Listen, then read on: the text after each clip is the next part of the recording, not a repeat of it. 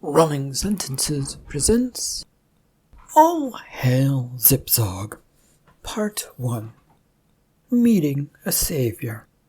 When God stops by and asks for help, there is rather stiff resistance from Rufus, who questions his own beliefs and maybe just thinks he's going mad, because why would God stop by? This is a work of fiction, and he names characters, businesses, events, incidences, and situations within this story are completely fictional.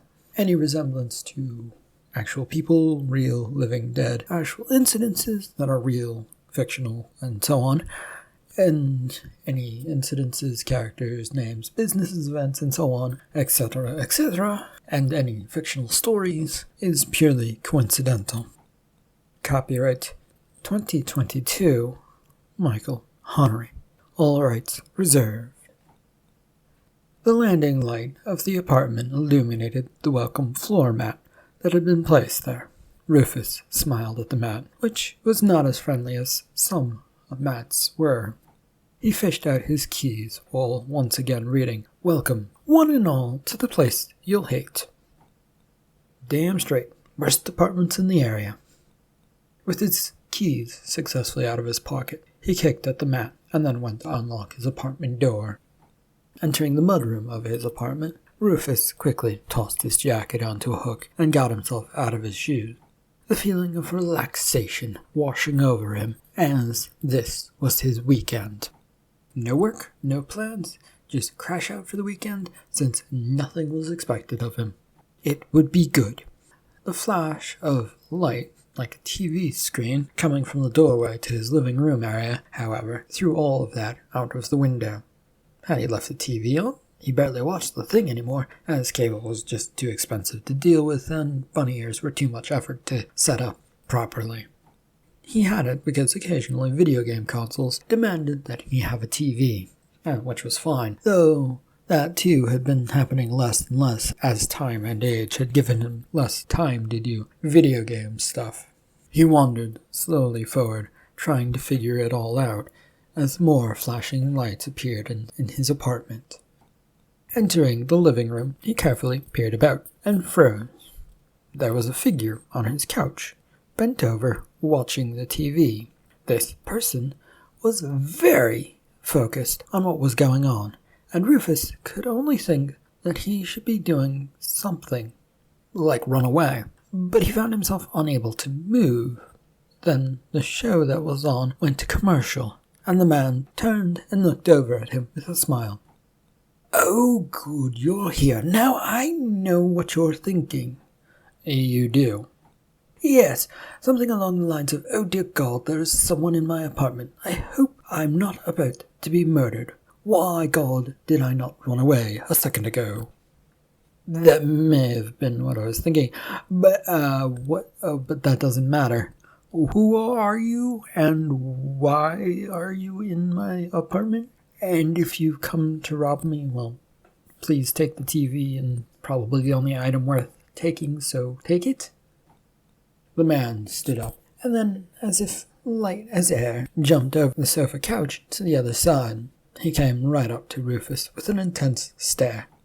"This is where things get a bit complicated. No, I'm not here to take your TV or steal it, but no, I'm also not here to murder you. And well, as for who I am..." "Yeah?" "I am a god." "Oh God, I have a crazy man in my apartment." "I'm not crazy, thank you, and please don't call, please. Yes, I don't take kindly to dismissing my godlike powers. We rather take it as a challenge to ourselves." Rufus felt he'd had more than enough of this, and tried secretly to move his hand to his pocket, all to grab his cell phone. He did a great job of getting his hand in there, but he was spotted in this effort, and this god in front of him, who claimed to be a god, pointed at his pocket. "Naughty, naughty, no cell phone for you right now." Rufus tried to pull his hand out of his pocket, with his cell phone in hand. But this did not work. His hand didn't budge no matter how hard he tugged, and he began to look desperately at his stuck hand.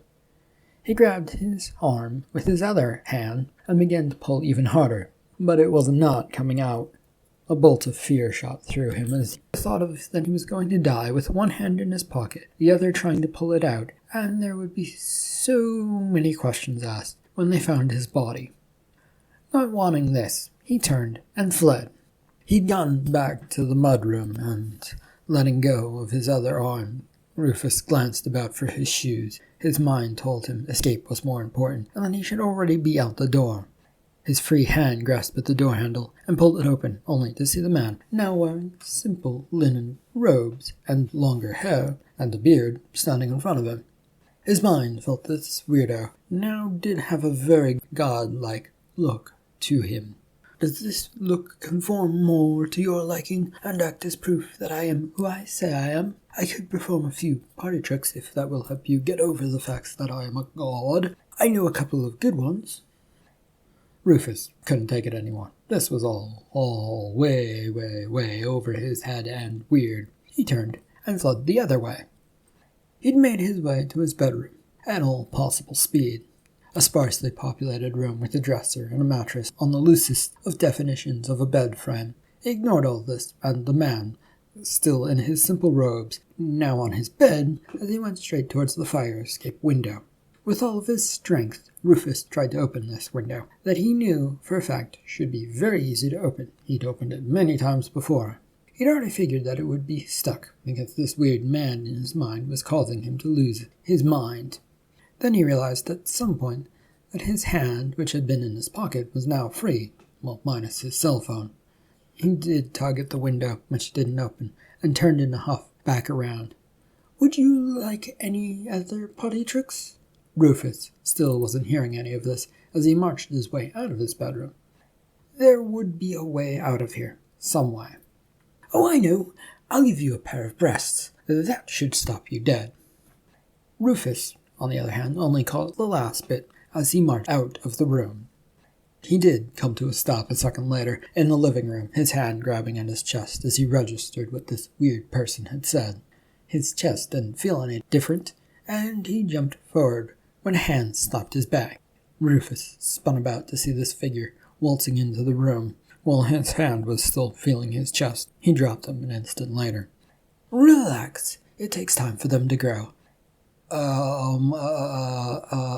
I'm joking. I didn't give you a pair, unless you want them. Then we might work out a deal. Rufus blanched. His day had now officially gone to hell, and he was being chased by a madman, or a figment of his imagination. He wasn't sure which it was, or if either was better than the other one, and, well, he couldn't decide. And now that you're so broken that you can't move anymore, let me introduce myself and my purpose here. I am a god, and I need your help, Rufus. I refuse. You haven't heard what help I need, or how you might help me. Yes, and I still refuse to help. Well, I'm God, rather a god, and if you don't do as I say, bad things will happen to you. I can make a lot of changes to your body so that no one will recognize you anymore. Worse, you won't have a valid ID, and those are desperately needed these days. Rufus paced about the living room unsure of himself and why he was inflicting this on himself, with whatever this might happen to be, and then stopped. Okay, I won't promise to help, but at least tell me what it is, what help you need, so that I can tell you no. I'm looking to get the world back on the right track. People have strayed from religion and gone astray. That will not do anymore.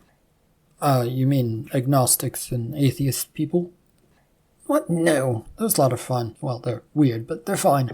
I'm talking about the fruitcakes, the ones who keep twisting about their religious books, and twisting it about to mean whatever is wrong with the world should be banned, and that they're butthurt about these days.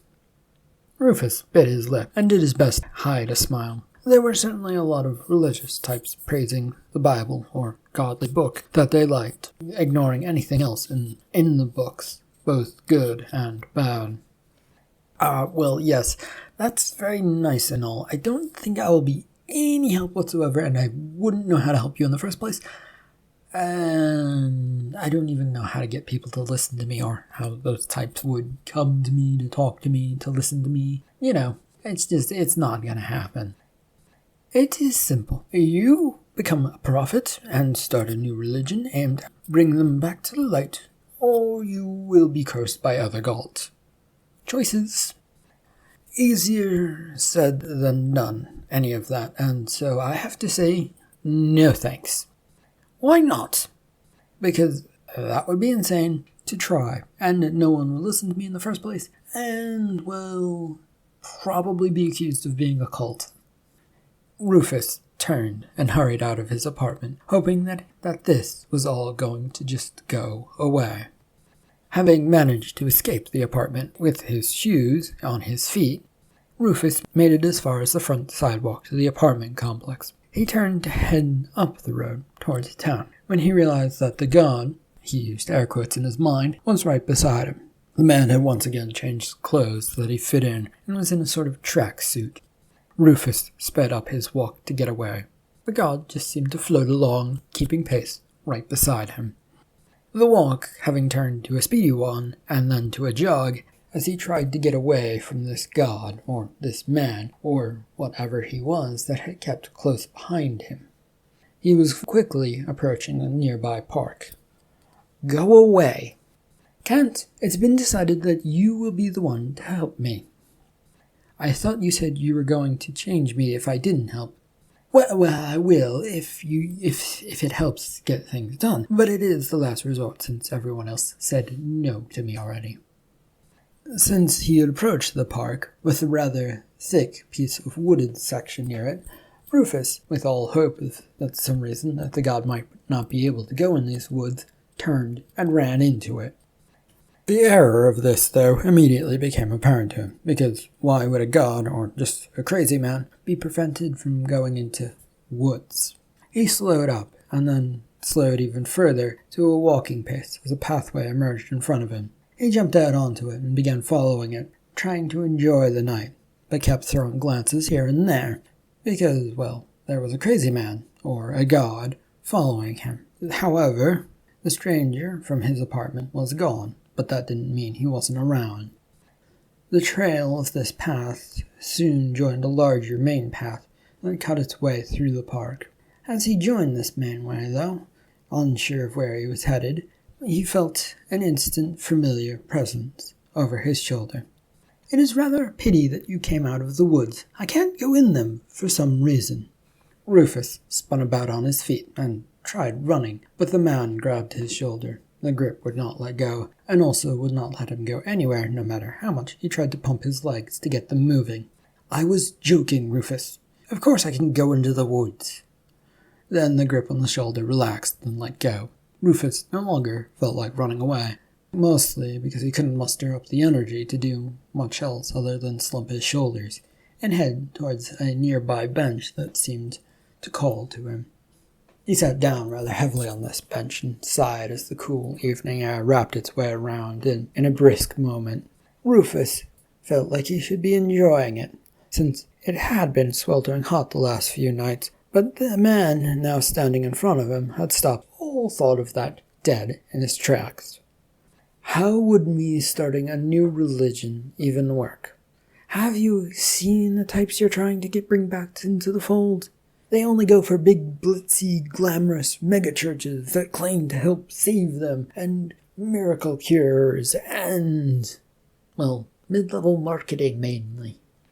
Yes, I have seen that, and that's why I'm here, speaking to the newest and greatest prophet. We will overcome this very soon, and they will all be flocking to you. It will be shocking. Forgive me if I don't believe you, Sir God, and also I haven't said I would help you yet. Oh, you will. I'm not worried about that. I'm just giving you time to mull it over in your mind. Now, I have some planning and research to do on this so that we can further our efforts. I shall bid you adieu for now. The mysterious, godlike man disappeared from sight. No flash of smoke, no fancy waving of his hands. He was just there 1 second and gone. Since he was just gone, Rufus could only blink several times at where the man had been standing. He looked around some more, but there was no sight of him, and so he slowly got up from the bench as he headed for home. Rufus found himself taking his time to get back to his place, his mind rolling over all that had happened in the matter of an hour or so. Along with the occasional grab at his chest to make sure that things weren't changing, he kept questioning himself. Since he was all alone, he found himself talking to himself. Could have all been in my mind, and I'm just going crazy, but I don't want to find myself being forced into a mental asylum or a mental hospital by doctors. So no psychiatrist. No. That would be bad. At least not yet. I might need to do that later, just to save myself. I mean, it was only one episode of weirdness, and things weren't that bad. The sight of his apartment building in front of him quieted him. No more talking, otherwise people, who would begin to show up on the sidewalks, would begin to suspect this madness was in him, and he really didn't want people calling the cops on him. As he hurried his way up to the building and then up the flight of stairs to get to his place, the cold night air had turned unfriendly on the open walkways between the apartments. He came to a stop, though, at the front door of his place, the question on his mind being if he'd left the front door open. He had, and there, standing in the front of the doorway, was his downstairs neighbor, an elderly man who used a cane to get around, and he often complained that everything hurt. "Hello? Rufus, are you in there?" Rufus walked up behind this man, and doing his best not to scare the man to death, coughed politely. "Oh, hey, George, what are you doing up here?" The old man turned around. "Oh, there you are. I heard all sorts of banging going on up here, and I came to see if you were all right. Found the door wide open." Sorry, I thought I'd lost something and went rushing back out of my place to see if I could find it. Turns out it was nothing. Shall we get you back to your apartment?" George nodded, and so Rufus helped guide the old man back to his place. After helping the old man down the stairs and back to his place, Rufus managed to trudge his way all the way back to his own apartment. Every step seemed to consume more energy until he'd gotten back to his place. Even then, the last hour or so were flashing through his mind, consuming more energy as he found his bed and flopped onto it. He could not think, but he kept thinking, and none of it was making it easy to think. Rufus made one last check of his chest to make sure that things were okay and not growing, before fading off to sleep. And because it was his weekend, Rufus did what he loved to do, sleep in until the afternoon sun, and an overly warm room forced him awake. He wasted away some more time lying about the place before realizing that his friend's place was probably open right about now, and struggled upward and into his bathroom. He dashed through his morning routine of getting cleaned up before settling in front of the mirror as he sprayed a mint spritz freshener in his mouth. He needed to look nice and come across smooth, though the nagging thought that all he was going to do was bother his friend while they worked came to him. He wanted to impress her, as he liked her. Still, the what-if scenarios kept playing in his mind about what could go wrong, and sometimes what could go right, but mostly what could go wrong. Okay, we go, and we only stay for a little while, right? I won't be called clingy or bothersome if I'm only around for a little while. Besides, people hang out at the bar all the time, all day long. It will be fine, right? Maybe, hopefully. But even as he stepped away from the mirror, he felt his confidence waning. At half an hour's worth of a walk later, Rufus stood in front of the bar that he was so torn about. Roxy's Gastro was a nice little place, though unremarkable aside from the flashy neon sign that blinked on and off. His friend had wanted a sort of retro exterior with simple bricks, and that is what she got. It was retro-ish and felt like a bar, so she got what she wanted. Rufus admitted it was a cozy-looking place from the exterior. If he could just sort out all of his problems with her in his head, and everything would be great, right? He entered the place, plunging into a gastropub where one could dine or have a drink. The host, who tended to people wanting to bite, was at the entrance podium and took one look at him and then notched her head towards the bar. "She's at the bar. Are you going to confess how you feel this time, or shall I tell all those that have a running bet that today is not the day?" Wow. Right, I'll tell those that bet on today that they're out of luck. Rufus was left standing there for a second while the host went off to talk to other people. He eventually recovered from this blow and headed towards the bar. This bar was a big, thick oak slab of a bar with plenty of alcohols and mixers behind it, and this place was mostly empty today. It was a Thursday, and it was also the afternoon, which of course meant that few people would be out and about. Rufus found a seat and slid onto it, waiting to see if Finn showed up. When at first she did not, he took a look around the place. It had all the feelings of a modern bar, with all of the trappings of such a place. The clink of glass against the bar drew him back around to see her smiling figure with a new haircut. She had one side buzzed, and it was sort of a hipster style, but it worked on her, and if it worked, it worked. He rather liked it. Your usual drink of water, sir. I don't understand why you come here if all you get is water and occasionally some food. Well, I like the sights, and my friend is here, and I like to support your endeavors. Is that not enough reasoning for you? Maybe it is, and thank you for coming and visiting and supporting. I have to see what some other customers need and to attend to. Are you going to check out our latest addition to the place? You got the arcade up and running? Don't mind if I do. He was off the stool in a flash and grabbed his glass of water and headed off in search of the arcade addition to this place. Off to the side and illuminated by a bright neon sign that flashed arcade, Rufus found what he was looking for. The sights and the sounds of machines bipping and bopping with their sound effects and a few happy voices. Of course, there were a few old classics mixed in with fighting games and a few side-scrolling action ones, all of which he knew from his time in arcades were designed to maybe, just maybe, delay that move you made by half a second so that your character would die, and then the game would demand you pay more money to keep going. It was a racket, but one he rather liked.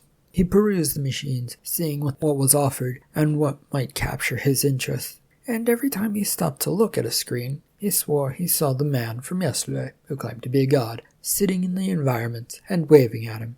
His pace quickened at each stop until he found himself entirely out of the arcade, frightened that he was seeing things. Rufus hurried back to the bar with his glass of water and was doing his best not to look around. There was a fear running through him that this person from yesterday, that had maybe in his imagination, was maybe a god, or maybe he was just crazy. Who knew anymore? That this person was trying to haunt him or something like that. As he sat down on the bar stool again, he found himself looking at the mirror behind the bar that made it look like there were many more alcoholic bottles back there. A trademark look of all bars that Rufus never really understood, but maybe that's because he didn't drink all that much. And there in the mirror of the bar was the man he saw. Rufus put his head down on the bar so that he wouldn't have to see or think about such things. A slap on his back brought his head roaring back up as he was ready to argue and fight, except it wasn't who he was expecting. Whoa, you look ready to fight, buddy. Did I do something to you? Sorry, Ryan. My weekend has started badly and I might be going crazy. Work's that bad? Yeah, that's what's driving me crazy. Rufus put his head back down on the bar, hoping to avoid the usual enthusiasm that his friend Ryan brought to everything that he did. The last thing he needed was cheering up. He wasn't depressed, he was just going crazy like a mad-ass donkey that had been slapped. Maybe. No need to be done in about work, man. You have it good there. No one bothers you, they all expect some work but don't want to check in because they don't understand what you do. It's easy street for you. Your usual, Ryan. Yes, please. Are you getting drunk off of my water supply, Rufus? That would be a first for sure. Yep, drunk as a skunk on a bad Saturday, having spent the night crawling from place to place with all of the efforts in pretending to have a good time with friends. Impressive, but drunkards don't stay at my establishment, so shoo. Rufus took this chance to look up and then decided this was a good time to leave. And he took his chance and got up and headed straight for the door with his head down. This earned him hard stares from both Finn and Ryan, which he failed to see because he was heading out. He exited the place and into the parking lot of the establishment, breathing in heavily on the fresh air and trying to get his lungs to relax. The last thing he wanted was Finn to think of him as crazy, so the less said by him, the better. "You know she was joking, right?" Rufus spun about to see that Ryan had followed him, looking curious and worried. "Or is this about you liking her and not being able to tell her?" "Does everyone know that I like her?" "Pretty sure, yeah, but I haven't spoken to every single person in the history of time and the world, so maybe you know."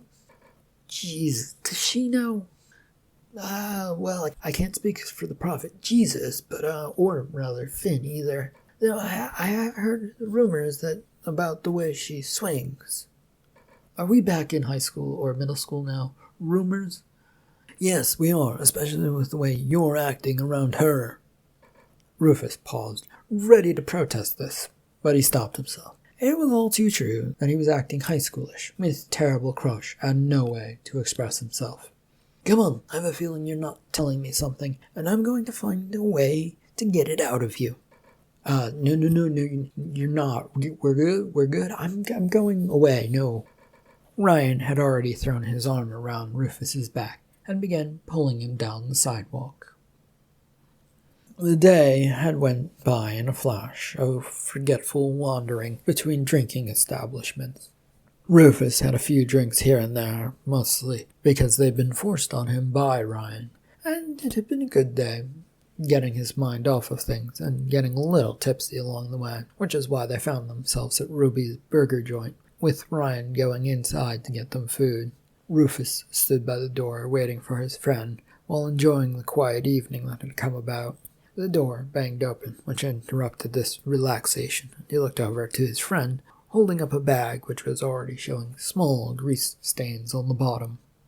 "Needed sustenance after our day of fun. To the park, though, where it isn't as noisy as it is around here." Ryan had already set off towards the sidewalk, and Rufus stood there dumbfounded for a second. Noise? It had been perfectly calm. Then the noise came. The loud, boisterous conversations and humming and roaring of car engines made a lot of it. He shook his head. Tuning out such things was what he was good at, except for when it all came screaming back in a noisy area. He never liked that. Ryan had led them to the park bench, which at first caused Rufus to look around suspiciously. He was still a little buzzy from the drinks, but sharp enough to remember last night in the park and the weird imaginary guy who chased him about the park. But he sat down just to make sure that he didn't accidentally make Ryan suspicious of him any more than he already was. Ryan handed him a burger and then some fries, which left him with no hands to do anything whatsoever with. "Ha! Now I'll get your defenses, and you must answer questions." "I am not defenseless, Ryan." "Fine, but it is time for the Inquisition as to why you're acting weird." Ryan, with a free hand, poked at Rufus's nose, which was very odd, and Rufus shook his head trying to figure out what was going on. "Nothing is the matter with work. I am exhausted from it, and, well, my apartment isn't great, and life is, and I can't talk to Finn, and are you happy now? Can I figure out how to eat in peace?" "No, there's something else, and I know it. What is it, though? What are you hiding?" "If I told you that, I feel like you would have me admitted to a mental hospital in a heartbeat." "Potentially, yes, and then steal Finn away from you. I'm just kidding, though. What's driving your madness? That isn't a young, attractive woman. I mean, you do have a young, attractive woman that you're interested in, but I don't think that causes madness. Or is it?" "Oh, boy. Well, I guess I can explain a little bit. I got home the other day and went into my apartment, where there was a man sitting on my couch watching TV." "Shit, that's weird." "Yeah. The guy turns around and proclaims that he is a god, and that he wants me to start a religion to bring people back into the fold of religion, I think." "You had a madman break into your house, and that made you go mad?" The other thing is that I don't know if he is real or if he isn't. He might just be imagined, and he chased me about my place and then down to the local park. Ryan sat back and munched on his burger, taking in this news. He didn't look particularly disturbed by it, but then again, he might be planning somehow to ship him off to a nearby psychiatrist to get the whole wheels in motion to get him sent to a mental hospital. There would be no time to waste if this was the case, and so Rufus began inching his way off of the bench, and he stuffed his fries into his mouth to free up his hand, just in case he needed to defend himself. Just in case. Why did this person choose you? I don't know why. If I knew why, I would have done something. Well, yeah, it's very weird. But if you're going mad, there are perhaps easier ways to do it. And, religion, it's a rather tough nut to crack. Make a new one. Yeah, no, that's gonna be tough. Ryan's cell phone rang in his pocket, and he got up and walked away to deal with it. He was back a few seconds later with a wave of his hand. Gotta go. Duty calls. Don't go too mad on me. It wouldn't suit you in the first place, and I promise not to tell Finn about any of this, since, well, it'll be interesting to see what happens to a friend if they go mad. And with that, Rufus watched the man as he finished off the last of his food, and then was gone, leaving him to sit there and try and figure out if everything was going to be alright.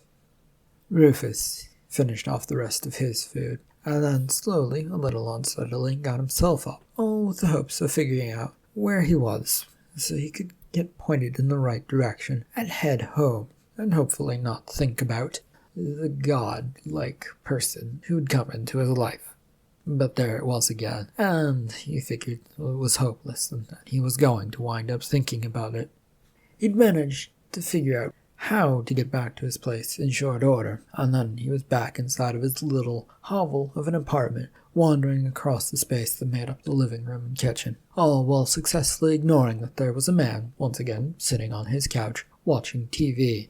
He made his way to the bed and was ready to flop over onto it when he'd realized what he'd seen in his living room. He contemplated walking out there to have another conversation, but decided on the face planting into his bed was a much nicer and easier sounding option, and so he did that.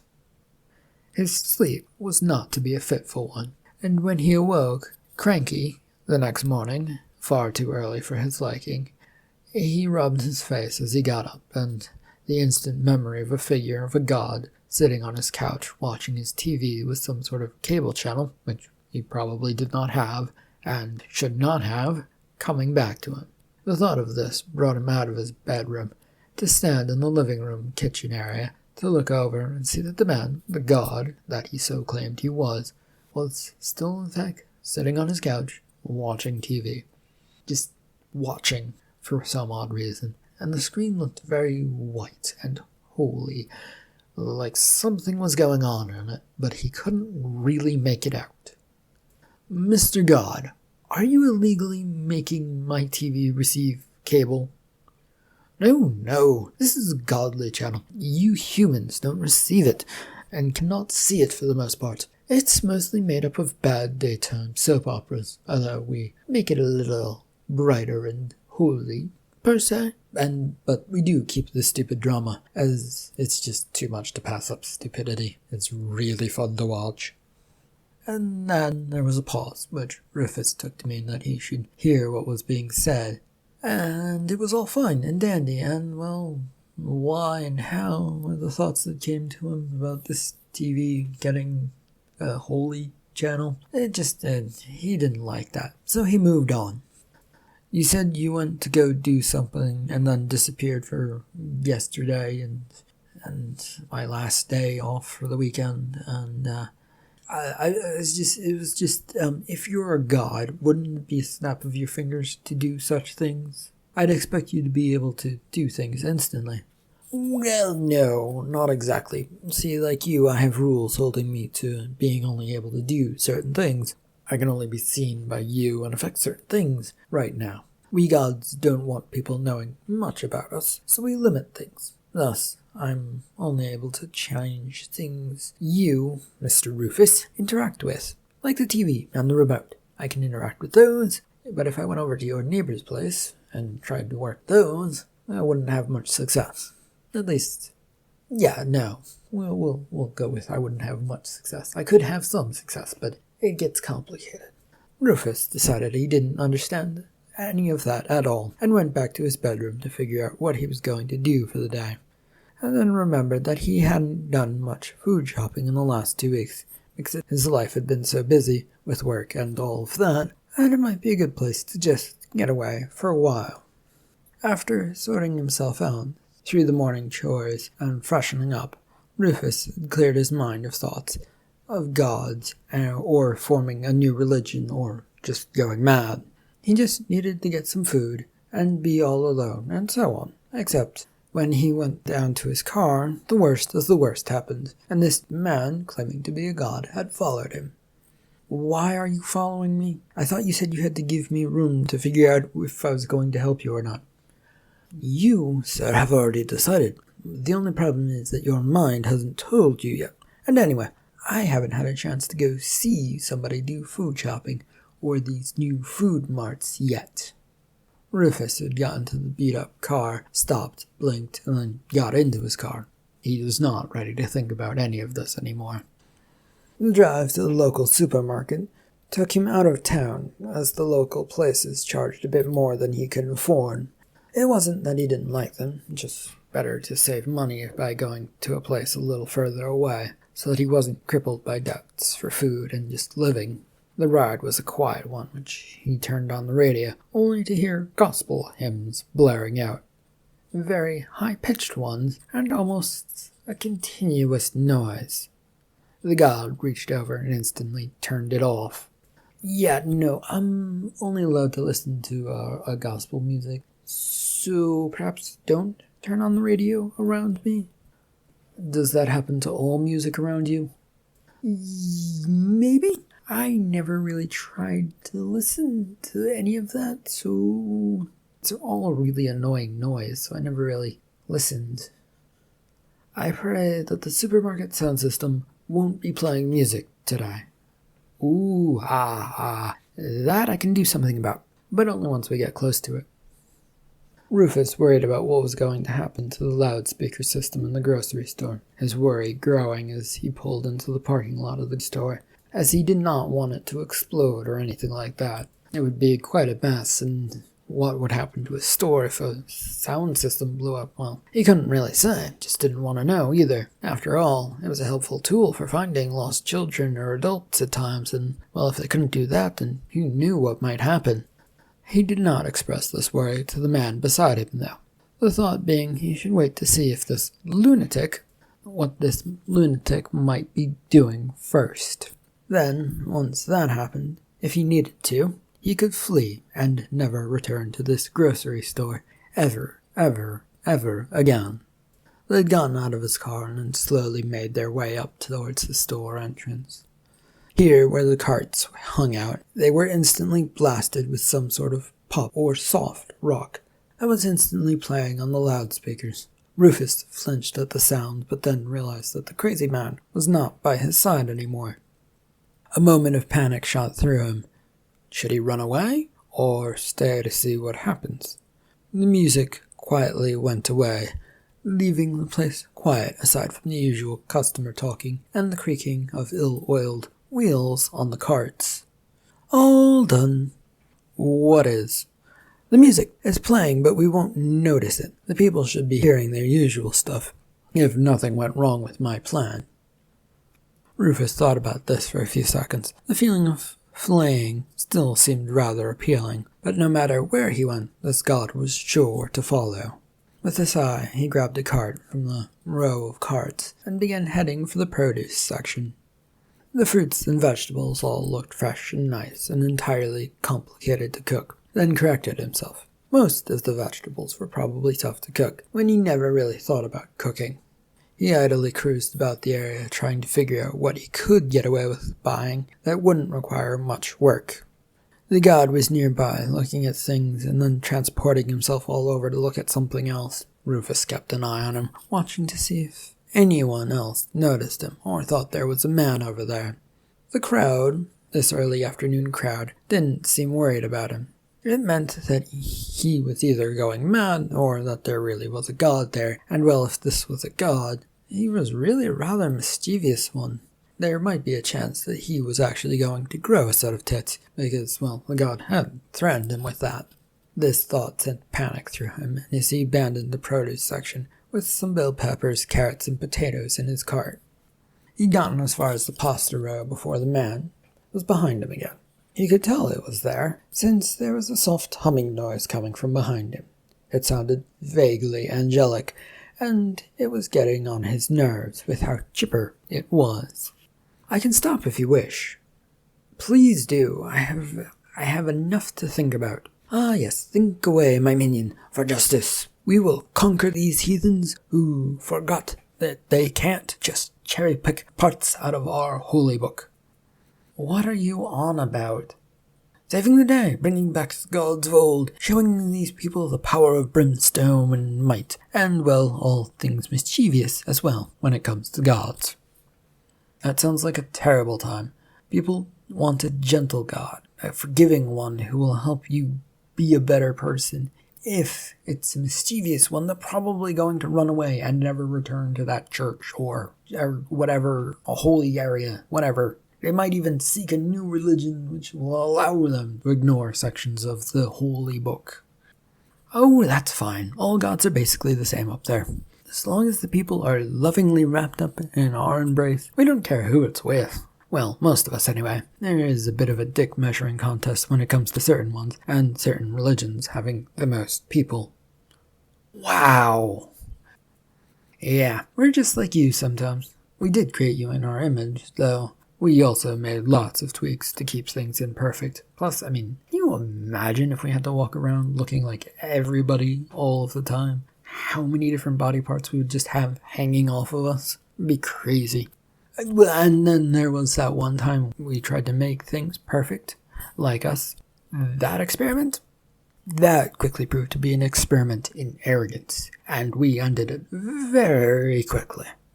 I'd repeat myself and say wow again, but I'm not sure you get the point that sounds fucking awful." He pushed his cart further down the row, and then looked about to make sure that no one was paying attention to him because he might appear to be speaking just to himself. It would look weird if no one else could see this god, and he was just talking and then swearing and talking to himself about religion. That would definitely earn him at least a visit from the police, and then probably many, many psychiatrists. The aisle, though, was thankfully empty, aside from them, and he slowed his cart pushing. "By the way, you sound like you've accepted the idea of being the one, the prophet, the great one." "I don't know. If I do, there have to be some rules, and we need to make sure that we have something we stand for." "Oh, we do. It's all about being the right religion with a little bit of wackiness thrown in, and maybe a touch of mischievousness. But not the jumping around, singing, praying, or miracle healing types. No. Those lot are a little too odd for most. Anyway, we need a name for our little show. Or our god, if I am doing this. Or anything, really. Do you have a name aside from God, by the way? Or are you all just called God and it gets confusing as hell up there? Well, yes, it is a little confusing as hell up there.